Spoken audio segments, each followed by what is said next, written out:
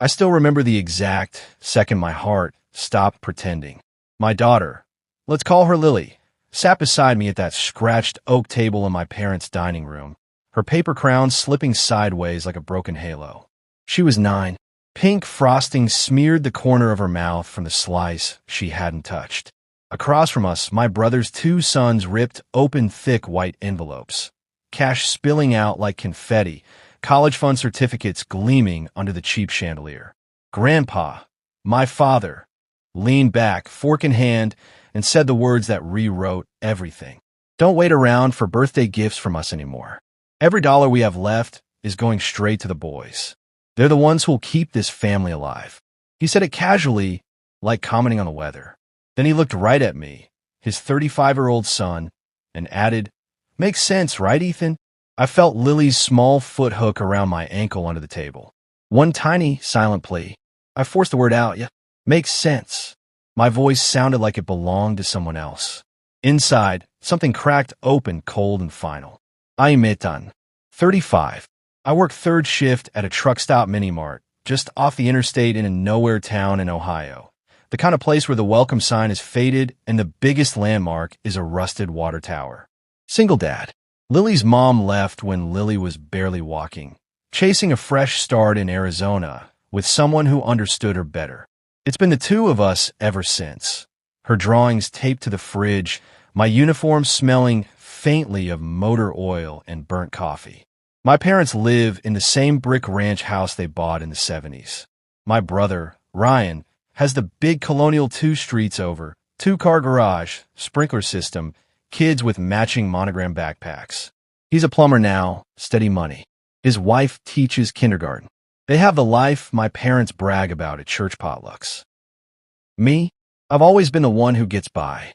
The quiet fixer. The one who doesn't complain.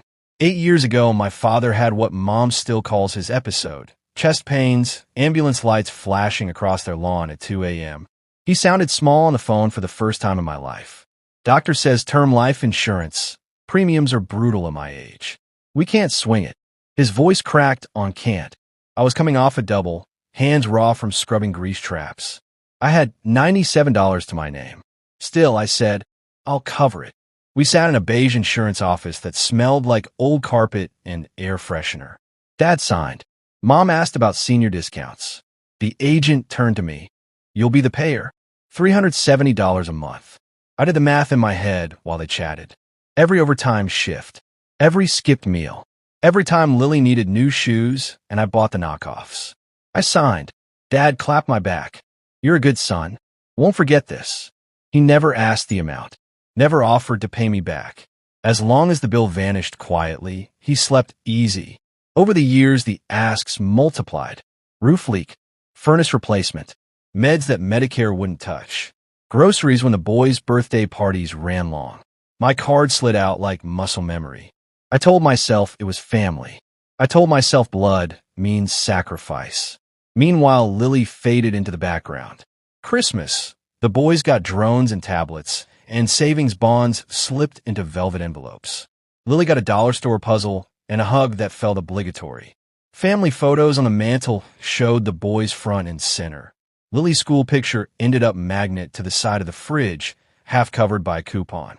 When they took the grandkids to the aquarium, they forgot to count her ticket. Next time, sweetheart, Mom said with that tight smile. There was never next time. I kept paying. $370 vanished from my account every month like clockwork. Braces money. College dreams. A safety net I was weaving for someone else's future. Then came my 35th birthday. Lily had spent 2 days making me a card. Crayon sketch of us, standing beside my rusty pickup, both wearing invisible crowns. She was buzzing with hope. Grandpa promised a big surprise for all the grandkids. After cake, Mom passed out the envelopes. Thick, heavy. The boys hooped. Ryan grinned like he'd won the lottery. Lily waited, hands folded, eyes bright. No envelope came her way. Dad sliced another piece of cake. We're prioritizing now. The boys are the legacy. The name carries on through them. He said it looking straight at me. Then, softer but sharper, don't hold your breath for gifts, Ethan. Everything's earmarked for the real future of this family. Lily's voice cut through the silence. Small, clear, devastating. Grandpa, am I not real family? The air turned to glass. Mom laughed nervously. Of course you are, honey. Then why don't I get one? Dad cleared his throat. We only have so much. Your dad's grown. He doesn't need trinkets. And you've got him. These boys are what we leave behind. Legacy. He said it like Lily was temporary. I felt it then, the switch flip inside me. Not loud. Not angry. Just done. I smiled. Makes sense.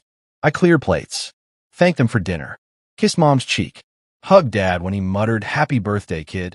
On the drive home, Lily stared at the passing streetlights. Card crumpled in her lap.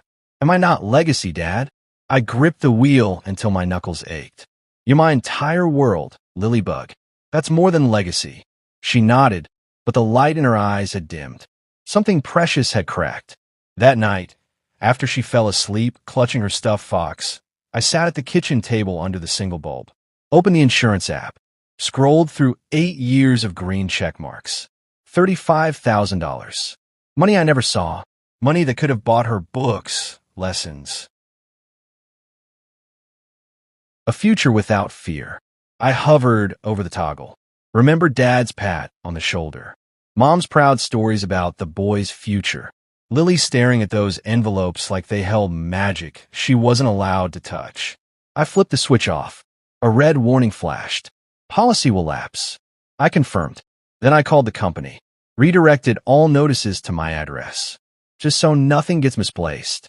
When I hung up, the fridge hummed in the dark. I felt hollow, but also strangely still, like the ground had finally stopped shifting under me. Weeks later, the first past due notice arrived. I left it on the counter beside Lily's perfect spelling test. Mom called during my shift, voice shaking. The letter says payment failed. Did your bank? I stopped paying. Silence. Then fury. After everything, this is the boy's security. Not Lily's. Not mine. You're being spiteful over envelopes. No, I'm done funding a family that doesn't include my daughter. She cried. Accused me of jealousy, of chips on shoulders, of abandoning my own parents in old age. I said quietly, you abandoned her first. Every day, you chose who mattered. Dad called next. I let it ring. The cancellation notice came. Policy terminated. Cash value negligible. Then the pounding on my door one Sunday morning. Dad stormed in, face purple, waving the paper. Fix this. Call them. Reinstate it. No. He shouted about promises to Ryan, about legacy, about blood. Lily's voice floated from the hallway, small and steady. It didn't feel like blood when you said, I'm not the future. Dad froze. Looked at her, really looked then away. I stepped between them. You got your definition of family. This is mine. Get out. Mom sobbed. After all we've done. After all I've done, I said. I'm choosing us now. They left. The door clicked shut. I sat on the couch with Lily curled against me. She didn't cry. She just held tight. I don't know what comes next. Maybe they find another way. Maybe they don't. Maybe they never speak to me again. But for the first time in years, the weight is gone. I look at my daughter, smart, quiet, fierce, and I know I did the only thing that felt like love. If someone treated your child like an extra, like she didn't count, would you keep paying the price for their version of family? Or would you finally stop? Tell me in the comments. I need to know I'm not alone.